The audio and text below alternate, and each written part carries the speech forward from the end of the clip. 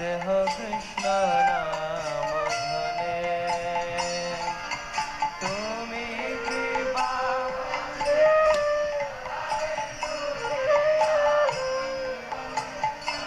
नाम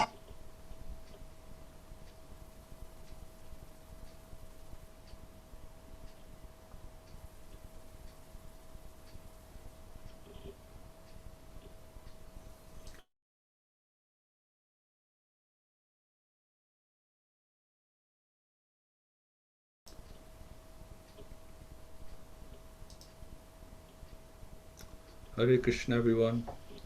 Thank you for joining this morning Shri Bhagavatam class and attentive japa which we'll strive for this morning. I hope you had a wonderful festival yesterday and what a beautiful class it was last night. So much to learn and to absorb and to use in our lives. It's give you a totally different mindset to the one we, especially myself, one we tend to carry. So let's carry on this morning, and we're talking about the praise of the personified Vedas. There's so many prayers. There are so many prayers in Srimad Bhagavatam, and they're all special, and they all have been tried and tested by the different personalities, and they're all very potent. So today we're talking about the personification of the Vedas. Now these prayers by the personified Vedas, they glorify the personal and impersonal aspects of Lord Narayan. So this, that's the complete aspect, personal and impersonal. So it's mentioned that after the Supreme Lord withdrew the universe he had previously created, he lay for some time as if asleep, and all his energies rested dormant within him. And when the time came for the next creation, the personified Vedas awakened him by chanting his glories. Isn't that amazing? So, just as the poets serving a king approach him at dawn and awaken him by reciting his heroic deeds. That's usually the custom. So just like that, the Vedas sing the glories of the Lord, and they say it's time to wake up now and recreate your creation once more. Wow. So at the time of creation, the Vedas are the first emanation from the breathing of Lord Mahavishnu, and in personified form they serve him by waking up from his mystic sleep. Although God never sleeps, that's a mystic sleep.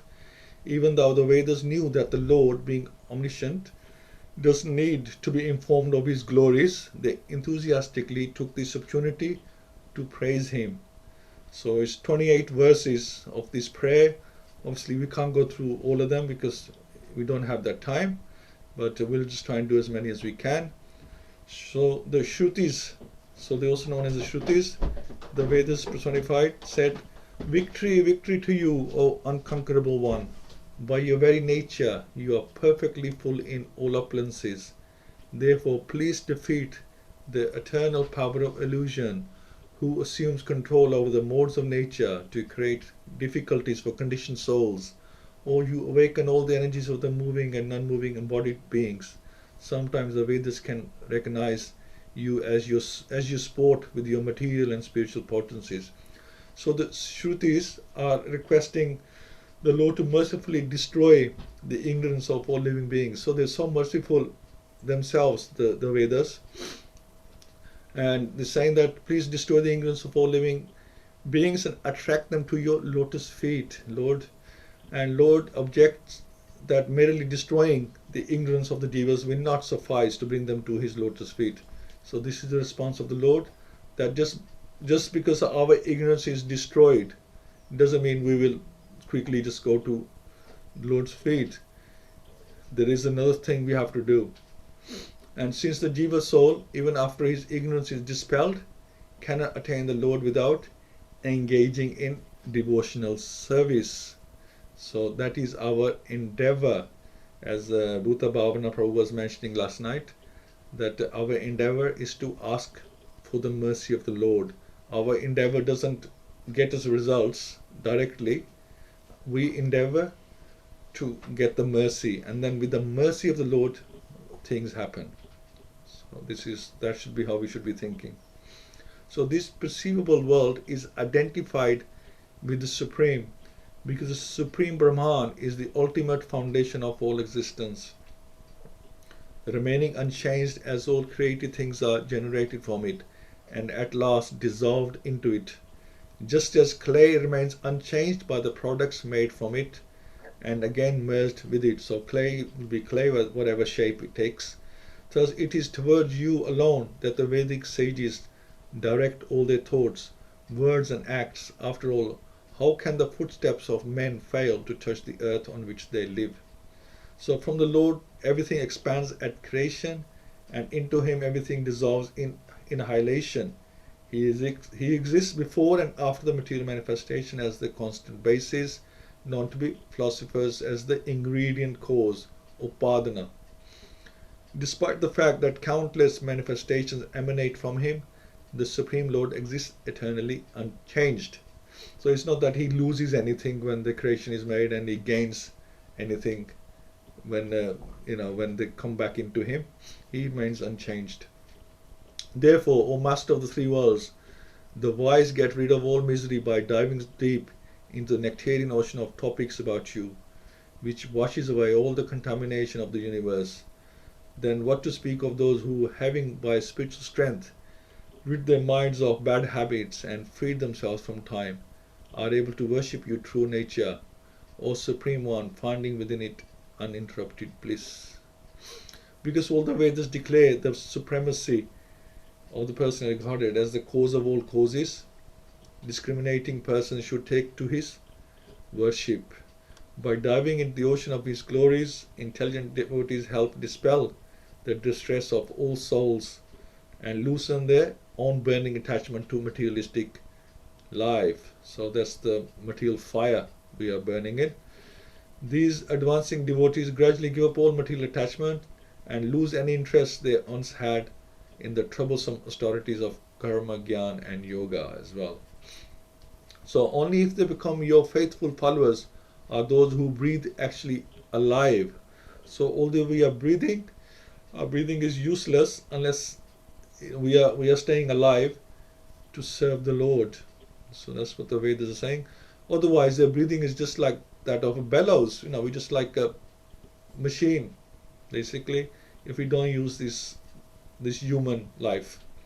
It is by your mercy alone that the elements, beginning with the Mahat Tattva and false ego, created the egg of this universe. Among the manifestations known as Annamaya and so forth, you are the ultimate one, entering within the material coverings along with the living entity and assuming the same forms as those he takes, distinct from the gross and subtle material manifestation. You are the reality underlying them all.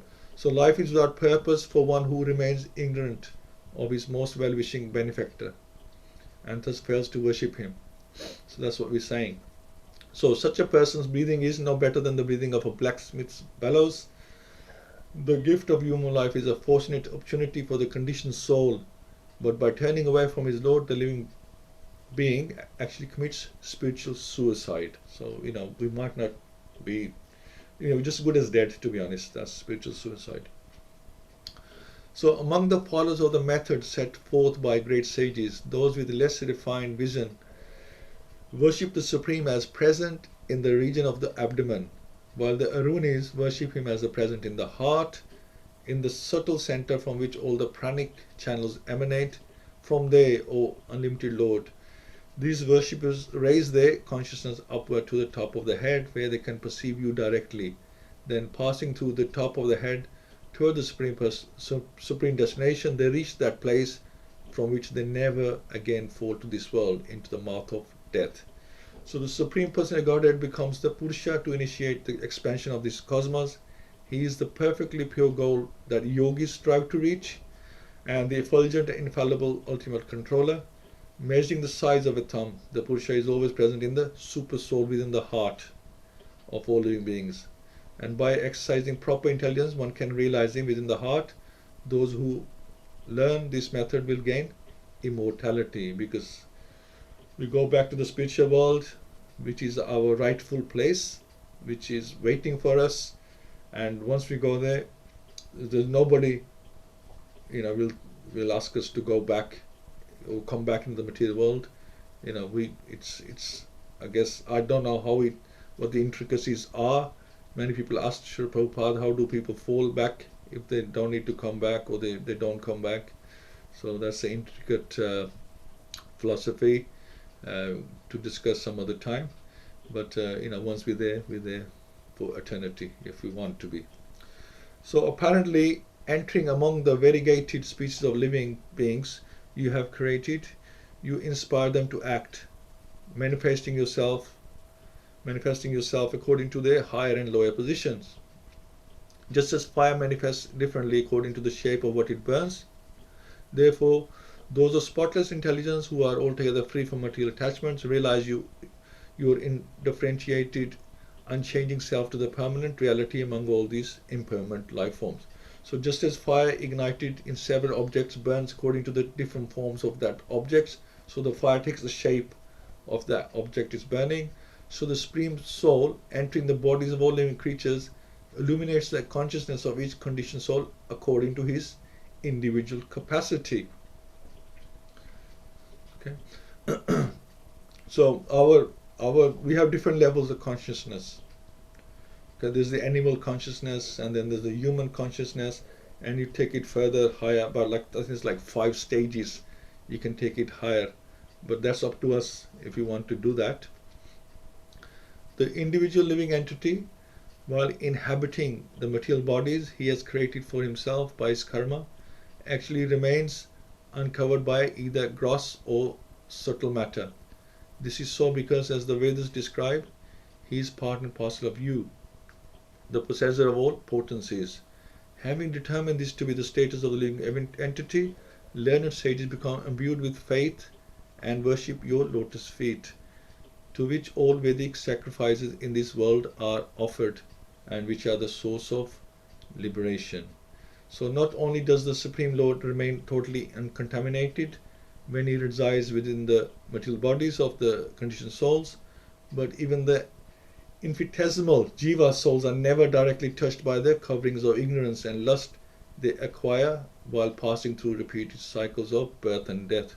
So this is really interesting, that we don't get contaminated. I think we just get illusioned. It's just a covering. The actual soul does not get contaminated. So although the jiva soul is an expansion of Lord Krishna, he is distinguished from Krishna's independent Vishnu expansions by his constitutional position on the margin between spirit and matter. The conditioned soul in this world appears as if covered by matter, internally as well as externally.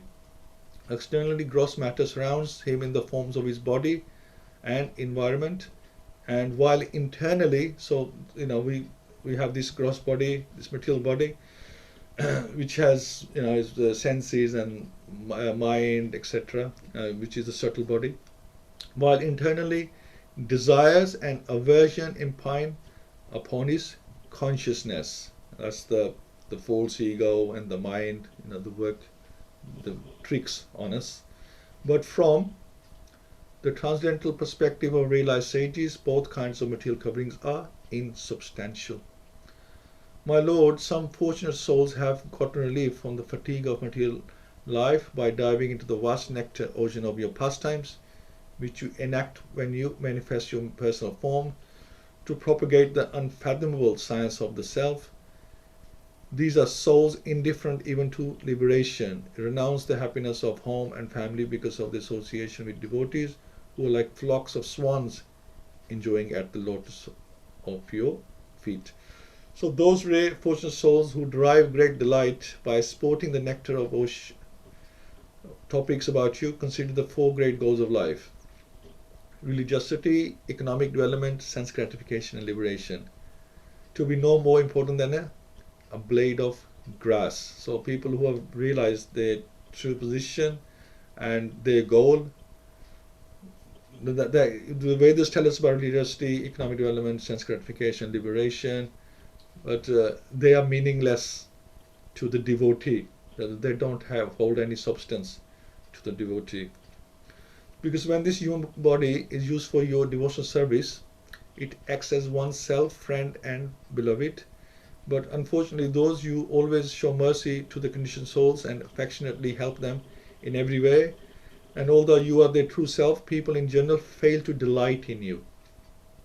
Instead, they commit spiritual suicide by worshipping illusion. Alas, because they persistently hope for success in their devotion to the unreal. So, instead of worshiping Krishna, we worship our senses, and material desires. They continue to wonder about this greatly fearful world, assuming various degraded bodies, and then whatever our desires are, we get those bodies, and we just basically go around circles, birth, death, old age, and disease. Persons too much infatuated with their own bodies and those of their spouses, children, pets, and so on are in fact misdirecting their devotion to the worship of illusion. It's called asad upasana. In this way, as the Shrutis state here, such people commit spiritual suicide, ensuring future punishment for failing to carry out the higher responsibilities of human existence. Simply by constantly thinking of Him, the enemies of the Lord attain the same supreme truth whom sages fixed in yoga worship by controlling their breath, mind and senses. Similarly, we Shrutis, we generally see you as all-pervading, will achieve the same nectar from your lotus feet that your consorts are able to relish because of their loving attraction to your mighty serpentine arms. For you look upon us and your consorts in the same way. So the Shrutis also want to be like the gopis. Who doesn't want to be like the gopis? We all want to be like the gopis, and even the Shrutis want to be like the gopis, so they can embrace the Lord. Speaking for themselves, however, the Personified Vedas here state that they would prefer to develop love of Godhead by learning to emulate the fabled splendor of Lord Krishna's confidential devotees, especially the young gopis of Vraj. Though they appear to be simple women attracted conjugally to the Lord's physical body and strength, the goddess of Vraj exhibited the highest perfection of meditation, and the Shrutis wish to become just like them. Isn't this beautiful? Now, everyone in this world has recently been born and will soon die. So how can anyone here know Him who existed prior to everything else and who gave rise to the first learned sage Brahma and all subsequent demigods, both lesser and greater? And when he lies down and withdraws everything within himself, nothing else remains. No gross or subtle matter or bodies composed of these, no force of time or revealed scripture. So the Brahma, the firstborn living being in this universe, is also the foremost sage. He is born from Lord Narayan, and from him appears the hosts of demigods, including both the controllers of earthly activities and the rulers of heaven. All these powerful and intelligent beings are relatively recent productions of the Lord's creative energy. As the first speaker of the Vedas, Lord Brahma should know their purport at least as well as any other authority, but even he knows the personality of Godhead only to a limited extent. So how can we know the Lord? Even Brahma, the first person, and who was directly given the Vedas knowledge from the Lord, he only knows the Lord only limited amount. So how can we know the Lord? The Lord of the heart hides himself deep within the confidential recesses of the Vedic sound. If Brahma and the demigods born from him cannot easily know the Supreme Lord, how then can mere mortals like us expect success in their independent pursuit of knowledge? So how can we know the Lord? If they can't know, how can we know? So suppose authorities who declare that matter is the origin of existence, that the permanent qualities of the soul can be destroyed, that the self is compounded of separate aspects of spirit and matter, or that material transactions constitute reality, all such authorities base their teachings on mistaken ideas that hide the truth. The dualistic conception that the living entity is produced from the three modes of nature is simply a product of ignorance. Excuse me. Such a conception has no real basis in you, for you are transcendental to all illusion and always enjoy perfect total awareness. So ultimately, the only perfectly reliable source of knowledge is God Himself. The personality of Godhead is Avabodha Rasa, the infinite reservoir of unfailing vision. To those who depend on Him with absolute conviction, He grants the divine eye of knowledge. Others following their own speculative theories must grope for the truth through the obscuring curtain of Maya. So this is the situation. So Srila Prabhupada used to say that know God, you should know God, get to know God. And then other times he would say that don't try to know God. So this something like this, confuse the devotees, because sometimes Srila Prabhupada is saying you should know God, and then other times he's saying don't waste your time trying to know God, just chant and serve. So the devotees asked him, so we're a little bit confused. So which is it, that do we try to know God, or do we just ignore that aspect and just do our service and do the 9 devotional services? What should we do? And Prabhupada explained that the reason sometimes I say know God and sometimes I say don't try to know God, because don't go out your way, or don't spend too much time trying to speculate or trying to know God. Just know God as much as He wants you to know Him. Okay, and this is what He's saying here, that even the Vedas, I mean, Lord Brahma has given directly the Vedas knowledge, and He is supreme. If He can't know the Lord completely, even though He has full knowledge of the Vedas, how can we? We don't. Our lifespan isn't long enough to read the Vedas, although we don't need to read them because we have the Srimad Bhagavatam and Bhagavad-Gita, which is condensed knowledge that Lord has given us. And by His mercy, we'll know Him as much as we need to know Him. So He will give His mercy. It's all about the mercy. He will give us His mercy that we'll know Him enough to go back to Godhead. So the Vedas have been very, very merciful. They're telling the Lord, please rebuild this. Let's give the jivas another chance. Let's bring out the creation. Let them have their desires, and then realize that what a futile enjoyment it is, material enjoyment, and then they should realize that this is not true enjoyment. True enjoyment is in lotus feet of the Lord. So thank you all so much. We can have a little discussion on this, see how you understand all this, and thank you and welcome for all coming. Rukmini Mataji, Jai Prabhu, Kamal Mataji, welcome. Madhav Sham Sundarji, Partha Prabhu, Parveen Mataji, Prem Prakash Gauradas Prabhu, although I think he changed his name today, and Sandhya Mataji. And I still don't know who our secret listener is on the iPhone. So anyway, welcome, and let's. Kamal, you have your microphone open. Maybe we can start with yourselves. So what did you gather from this praise, Mataji? Hare Krishna Prabhu, Hare Krishna everybody, Hare Krishna.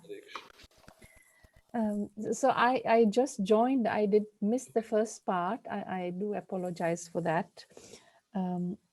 But yeah, it was enlightening. Well, it was nice to know that Krishna wants us to just do the service. We don't need to know Him so much. Well, He doesn't say doesn't need to know, but it's okay if we don't have some knowledge. We can still carry on with devotional service and chanting. Yes. So this is what I'm trying to do. It is difficult to get all the knowledge from the Vedas. I think I need a lifetime for that. Exactly. So we shouldn't. Krishna is saying that don't waste your life just trying to know me, because I mean, Krishna can reveal things from the heart. When we make him, when we please him, and we please the acharyas, the information will come. We don't have to read everything that's inside Because we'll never understand Krishna anyway, because he's full of contradictions. We'll never know him properly. Even Yeah. Lord Brahma and the demigods don't know him. Mm. Yeah. So we just do the So necessary. yeah, don't better yourself. Otherwise, you're just like, oh, feeling guilty. Oh, I'm not reading. I don't have the knowledge. How do I do this? But it is nice to know that the heart, from your heart, you will get the inspiration if you do the devotional service. So you carry on. It might be a slow pace. Well, I wish I could faster my pace. And then I go into that mode that, oh, I'm not doing enough. I don't get this enough. So I'm not on the right path. So I think I've come to a stage where I don't want to better myself. And I said, no, take it as it comes, because life, as you say, there are other duties. You have to carry on with that. And God is there. He's a gift for you. So, you can tap in one time a day, tap in twice a day, and increase it like that. But be grateful, otherwise you can go the other way that, oh, I don't have enough. I'm not doing enough, because I don't want that competition within myself. Nobody is doing it to me, but I don't want that competition within myself. So yeah, thank you for that Friday Thank morning you, session. wonderful, wonderful realizations. Absolutely. Okay, Jai Prabhu. Yeah, Hare Krishna. So like the other prayers we've had in the past few weeks, these prayers glorify and praise the Lord, and contains instructions of wisdom. So yeah, like you said, he's got 28 verses. I think these 28 verses represent opinions from I think 28 major Shrutis. I'm not sure what Shruti means. Is it sacred? Because Vedas, they consist of the Puranas, Upanishads, everything. Right. So Yeah. it's all included. Yeah. So as you mentioned, these prayers are chanted by the Personified Vedas at the time of creation to awaken the Lord. So I picked out a few key points in the prayers.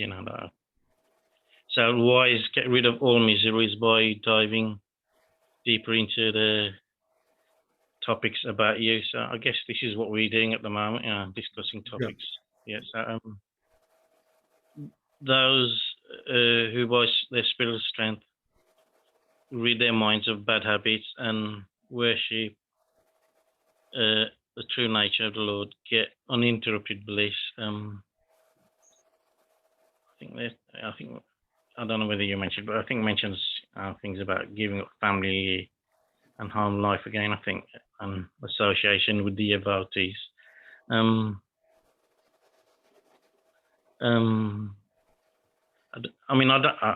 had a look at this last night. I don't know whether you mentioned all these points, but talked about sages going to sacred pilgrimage sites and places. What the wise souls understand how Maya deludes all human beings and offer rendering loving service to the Lord, which is a source of liberation.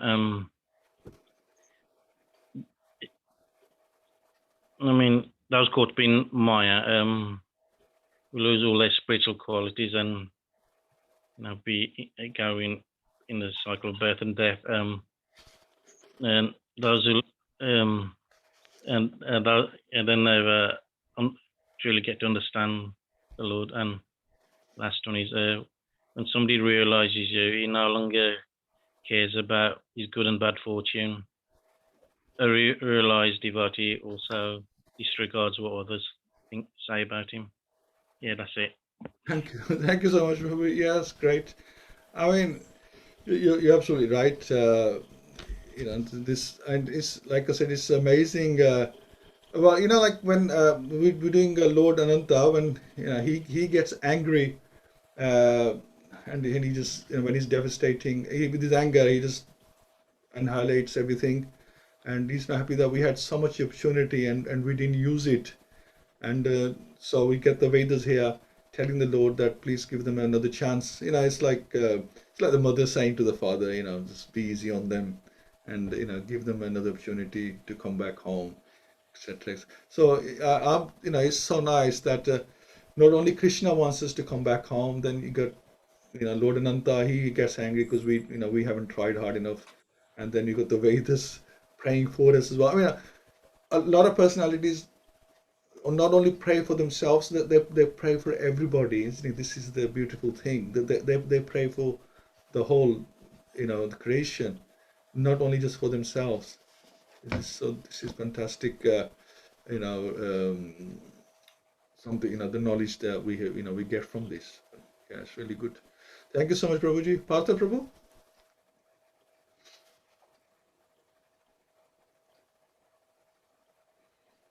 Hare Krishna, Prabhu. Hare Krishna. Yeah, all nice points. um, I was also having this doubt earlier, Prabhu, like whether to spend more time in knowledge or to spend time in chanting, more chanting. So very nice points you clarified today. And in the previous Sunday, Sri Vrindavan Das Prabhu, when he was telling Bhagavatam class, Mm-hmm. he also mentioned one good point, like where he says that whatever we do, like we read Bhagavatam or Bhagavad-Gita or any other thing, any scriptures, Yeah, our own main business is only to chant, get the like perfection in chanting the holy name. So whatever we do, whatever knowledge we are gaining, it's all required to purify our chanting process. excellent. Yeah, So yeah. purification. So that's nice, Prabhu. Thank you so much. That's all. That's right. I mean, it's not. What did somebody say? We're not going to. Um, it's something to do with knowledge lok. So you could say, call like that. I think use a different word. So we're not going. We want to go back to Krishna, not to, lok of knowledge. That's not our goal, is it? Isn't it? We're trying to Yeah, get knowledge to get to Krishna. So very yeah, good point, Prabhuji. Yeah, excellent. Yeah. So this is why we want the knowledge, so we can use it as a launching pad to go yeah. back. Yeah. Thank you so much, Prabhuji. Okay. Sarveshi Mataji? Hare Krishna. Hare Krishna. His personified Vedas always the living by Kunti and glorifying the Supreme Lord. Was the personified Vedas glorified so nicely that the Supreme Lord got satisfied and asked them to ask for a boon. The Vedas replied that they have a desire to be cowherd women in Braj. The Lord replied, your desires will be fulfilled at the next Brahma's birth. That Vedas give us example how to pray, what to ask Lord. That like they said they want to be devotees, so we should like they said they want to be, but we can't be like Vedas. We not that high standard as Vedas, but we can still pray that please give us mercy and give us chance so we can save you. Vedas give us example how to pray. We should glorify and beg for the mercy. Mercy is very, very important in this world. Without the mercy, we can't do anything. There's sometimes you become a devotee, but without the mercy of Krishna, you can't become a devotee. Sure. But we just pray for us. He prayed, they pray to Krishna for the well-being of living entities. They can get out with Maya and three modes of material nature which we are suffering from, and then go back to Godhead, destroy all the ignorance of living entity and give them spiritual intelligence. In the Vedas, they're saying that in the Vedas, their Vedas, they deal with the three modes of material nature and fruitive activities as well. So they're asking, praying to Supreme Lord, to free all the living entity from the three modes of material nature, so they can devote themselves to your service. And instead of asking for material desires, living entity they should desire to save you. That's what they pray to Lord, that you are the creator, you've done everything, you made everything. Material nature is under control, but you are not in the material nature. You can do whatever you like. So please give mercy to my living entity so they can come back to me. They can go to back to Godhead. That's the prayers are for the living, for the suffering of the world, everything that is. That, that's what I can say. Thank you. Thank you, Mataji. Thank you, Thank Mataji. you. Wonderful, wonderful. Yeah, I'm just thinking from what you're saying. I mean, the Lord does say that even though if I release them from the three modes, and I think Rukmani Mataji was mentioning the other day that why has Krishna made three modes? Why not just the one mode? So that that sort of connects with this, and because now here. From your question, Rukmani Mataji, so the Lord is saying that even if I just made one mode or had made no modes at all, it wouldn't make any difference because you still have to endeavor, not have just being enlightened or not being under illusion is not enough. You have to serve as well if you want to, if you want to, you have to please Krishna. That's our aim. You want to please him, and just being enlightened. That's just for ourselves. What good is that to Krishna? Then what are we going to do for Krishna? I mean, think about it. If we were in Goloka or Vaikuntha and we fell down, obviously the modes weren't influencing us there. There's no three modes there. The modes weren't influencing, but we still fell down. So we still have an option. This is the thing with the marginal energy. We have the option. Do we want to worship Krishna as the supreme controller, as the proprietor of everything, or do we want to be the controller and proprietor? This is our problem that we try to become. We want to be like him. We want to copy him. We want everything Krishna has. We get envious. So even though you might not have illusion, you might not be controlled by three modes, but I think Lord says that you still have to serve him, and you should still have to know your constitutional position, that you are the servitor, right?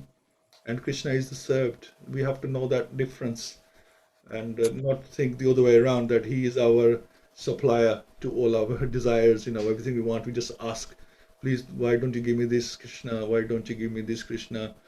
Whether we asking nicely or ordering, we're still thinking he's our order supplier, which he's not.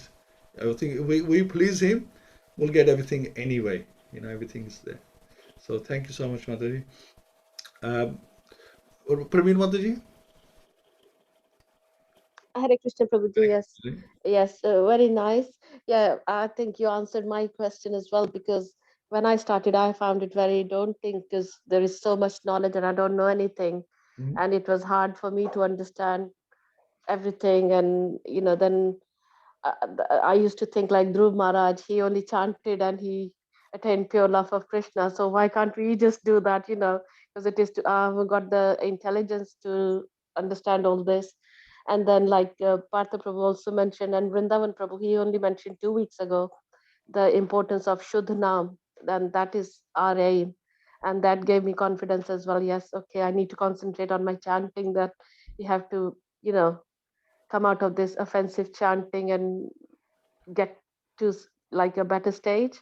Mm. And again today you mentioned, Krishna says, it is knowledge, you can't know me, because like, so yeah, I feel very happy that I can concentrate on my name.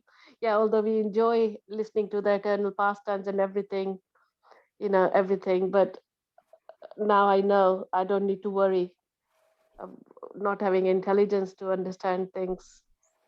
So thank you so much, Prabhuji. Yes, thank you.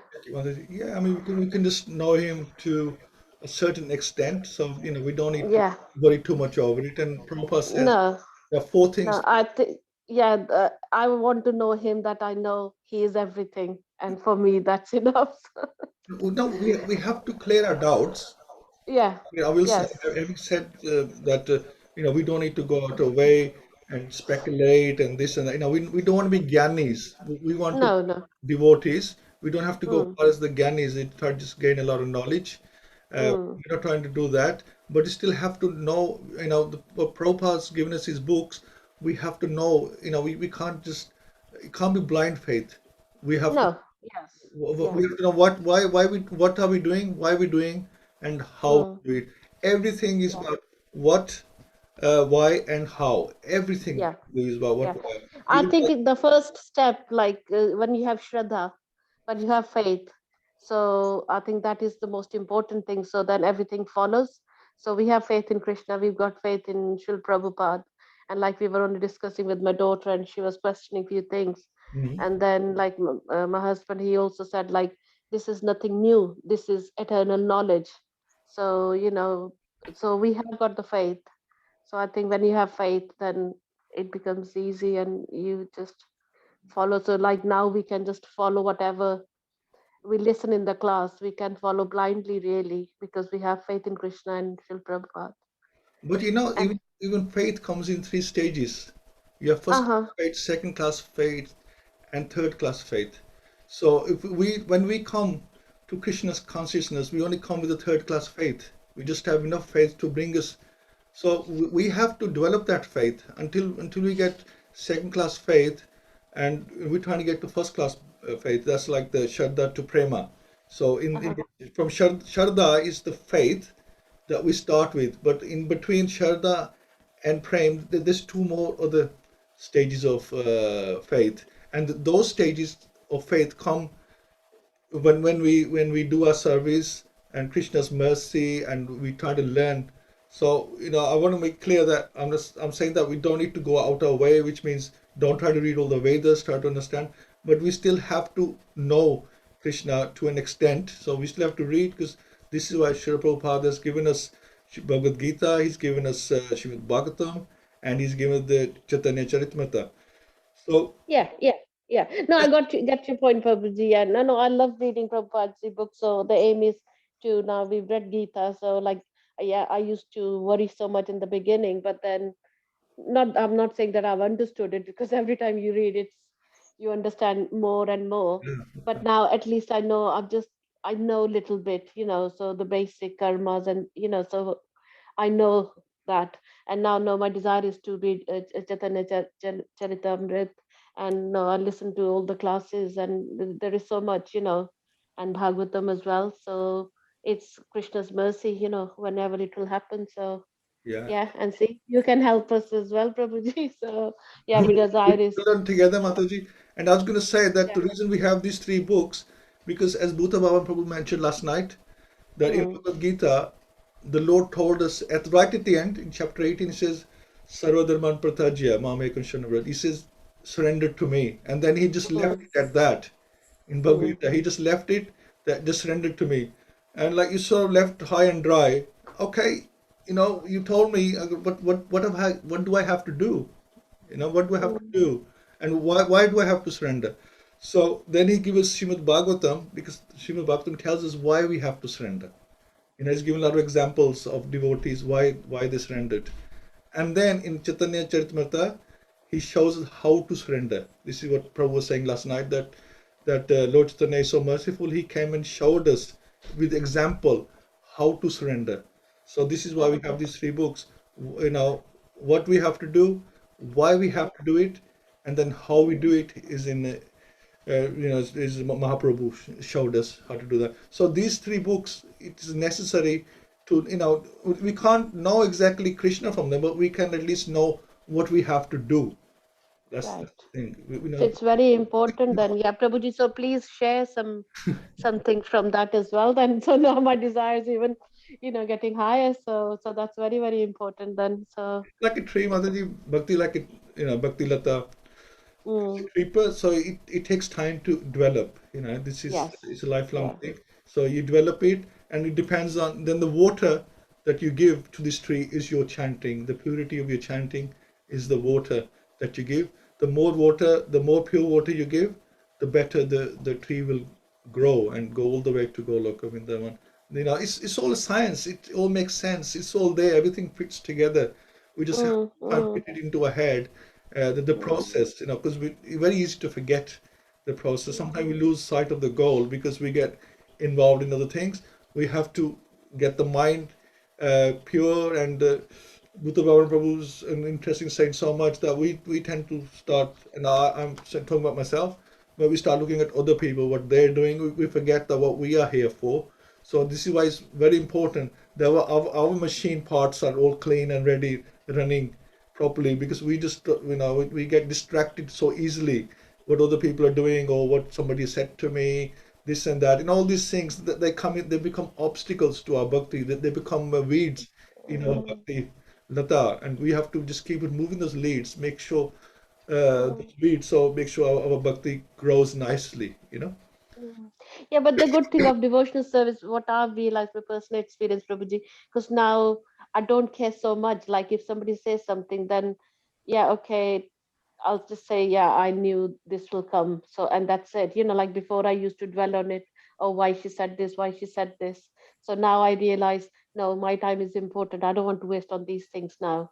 So I want to do my chanting. I rather do my chanting rather than talking about it now. Yeah. So I think, yeah, so If that's you look very at good. everything in a transcendental way, if you look at everything in a transcendental way, then obviously something happens, it does bother us, but it shouldn't bother us for too long, just that pinch No. and then Yeah, forgotten. yeah. The only regret I have is like I've wasted so many years not being in Krishna consciousness. So then again, that was my karma. So must have done bad karmas not to get the mercy earlier, Prabhuji. Is it our karmas that we are not born in devotee families and we still struggling to like come into it? So that's our bad karmas then. Well, we have to. It's nice, partly karmas and partly our desires. If we have pending desires, then Krishna wants you to burn your desires. You use up Mm, your desires, and then everybody comes into bhakti. It might not be a first life. We most likely we done bhakti in our previous life as well. This is why we come, so we saw the people who come for like 30, 40 years, and they're still eating meat and fish, and they haven't really got anywhere. So okay, it could be the first time they've come into bhakti. I mean, if you've jumped right into it, you've done bhakti shastri as well. It's possibility that you were into it already. But we all start bhakti at different times. When Krishna was meant to put us back into that mode, because I was listening to a class where Prabhu says that none of us are born with a jap mala in our hand. It was quite mm, interesting. So Krishna decides when is the right time for us that we'll be able to mm, focus. He chooses the time. It doesn't have to. You don't all have to be, or we don't all have to be in bhakti from day one. You just, mm, or we don't necessarily have to be born into a devotee family to get bhakti. We can get it anytime, and Krishna decides when is the right time for us. Main thing for us. See, then again we go into the intricacies of things. We don't need to think too much on yeah, yeah. why this happened, why that happened. It doesn't matter. Mm, Krishna knows best when is the right time for us, because like we came into it late. Although I mean we've always been a bit religious, but not as much as this, and we never committed ourselves so much. I mean, I could say the same thing, but I'm happy in a way. mm, I mean, or sad in one way that should have started early, happy in another way that I don't look back anymore. That mm, oh, mm, I miss this, I miss that. I'm not bothered about it, mm, because we live the mm, karmi lives, we've seen it all. And if sometimes your mind does even think, oh, why am I doing this? I was so enjoying myself. And you think, well, if you came into this, there must have been a reason. You might be mm. enjoying yourself, but you probably felt that you're just chewing the chewed same thing again and again. And one day, death is only a moment away, isn't it? I think again, yeah, Bhuta Pavan yesterday, Mm, it's the mm, Katwanga moment. The Katwanga moment we discussed. Death is only a moment away. Doesn't matter what age you are. So if you lived and now you are in bhakti, whether you go into it from a age of 5 or age of 50, it doesn't matter, because death is only a moment away for everybody. mm. So Yep. nobody can complain that, oh, I've gone in too early, and nobody can complain we went too late. Well, Krishna has given us that moment, because that death is only a moment away because we don't know how much we got. So we just got to concentrate on the fact that we've got it. Let's use it. It's here. We know what to do. So let's do it.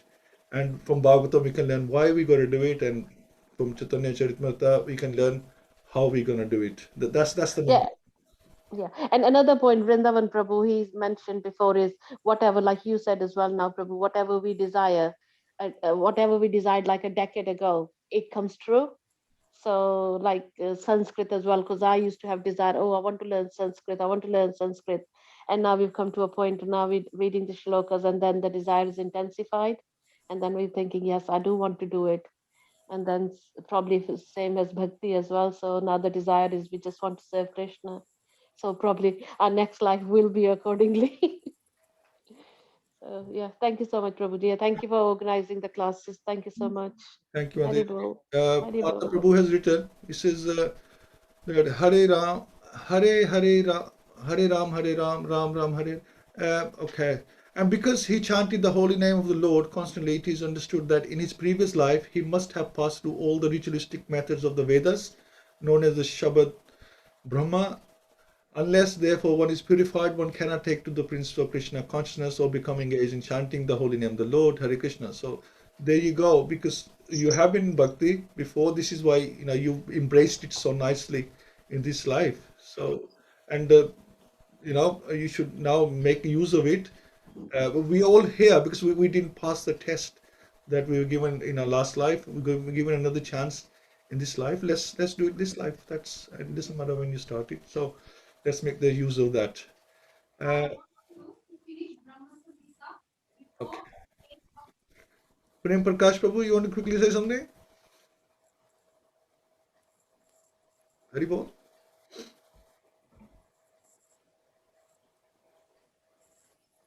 Hare Krishna, Prabhuji. Haribol. Sorry, Prabhuji. It's so late at the moment. I don't want to actually start a new conversation. Yeah, Hare Krishna. I was just having a couple of things basically. First is Ishani today made a point, so I'll just present that.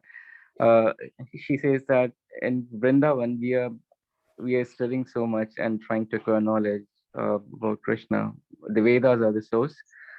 In Vrindavan, Krishna stands in front of devotees, Vrajavasis, and then say that I am the God, and he shows all those kind of mystic things.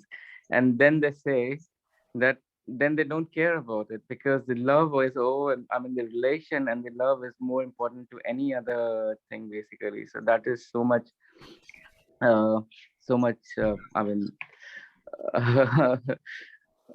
exciting thing to know about Vedas. So that's what it is, and that's why Vedas are also praying to become Brajavasis and gopis. So that's something is there.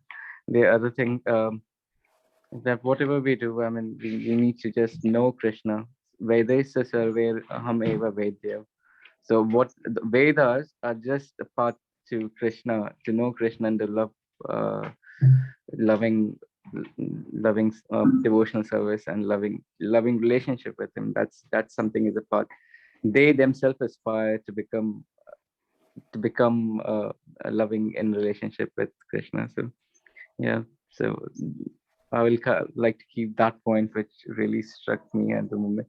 Also, one more thing is that. Um, I was always confused about like Jnana Yoga is the Gyan Yoga because when Prabhupada describes in Gyan Yoga is almost he compared like Bhakti Yoga because he's saying something. So I was like, okay, Gyanis, what is the difference between Gyanis and then Bhakti Yogas? But there's very subtle difference. That basically is something like you need to go on 11th floor and then Gyan Yoga is probably on the 10th floor. You're almost there, but you nearly there. So it's almost non-different. So Vedas also, there was a statement in the Vedas prayer as well that when you described it, that Gyan Yoga is almost, Bhakti Yoga or Gyan Yoga is also Bhakti Yoga. So that also clarified, made my point stronger. Thank you, Prabhuji, for that. Thank you. Gyan Yoga, there's Gyan Yoga and this pure Gyan Yoga. Okay. Yeah. So we're looking for purity. Gyan Yoga, if it's mixed in with the, speculations and things and material desires, and then those are the Gyanis they're referring to. Or when it's Gyan Yoga is for you want something. I think there's that shloka. There's four kinds of people. So if you want something, then it's not pure Gyan Yoga because you have to gain for yourself. Like so the problem with the Gyanis want liberation. They want to merge in the Brahman, right? So that Gyan yoga is not recommended for devotees. We want to just do service. We want to be a devotee, just serve Krishna, and then Krishna decide what we have. But if you're doing for a purpose like the yogis, so you got the karmis, gyanis, and yogis. They're all after something material, or they want something in return. The devotees doesn't want. He just wants to please Krishna. He wants to do everything for the pleasure of Krishna. This is the difference between the Gyani, Yogi, and then other thing like says Gyani, they want liberation. They want to merge into the Brahman. Well, that is not. Krishna won't say that if you merge into me, it's going to be forever. It's not for eternity, because sooner or later you will fall back down again.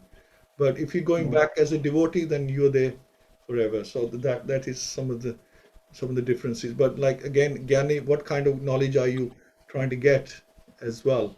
Are you trying to get knowledge to please Krishna or to learn about Krishna, or just doing it so you can merge into him? So it's like that. Some differences. Yes, really. Yeah, that's wonderful. And there are a couple of points that's coming in my mind as well at the moment. But yeah. We'll chat one round today. Okay, carry on. Yeah. I mean, asat is a word that actually came in this verse as well. I mean, when we're discussing asat, and I was just trying to interpret that into no, actually, no astitva. So I read somewhere. I mean, I think it's Shani's creation as well.